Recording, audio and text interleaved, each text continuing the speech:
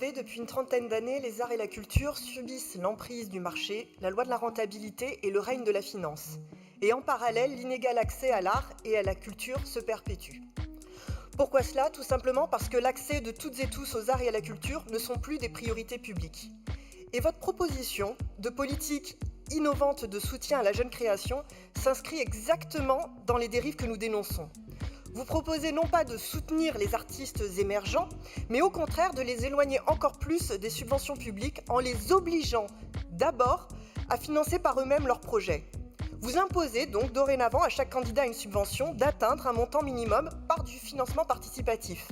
N'importe qui comprendra très facilement que cette pratique n'aidera pas les artistes émergents, mais bel et bien les artistes qui ont déjà un réseau, une influence, une notoriété, bref, ceux qui ont ce qu'on appelle un capital social. Et c'est tout à l'image de votre politique, vous favorisez ceux qui sont déjà favorisés. Alors non, ce n'est pas ainsi qu'on aide l'émergence d'artistes. Il est temps de sortir des indicateurs purement quantitatifs et d'imposer une véritable démocratisation de la culture. Et l'aberration de votre proposition ne s'arrête pas là puisque vous imposez en plus la plateforme de financement participatif.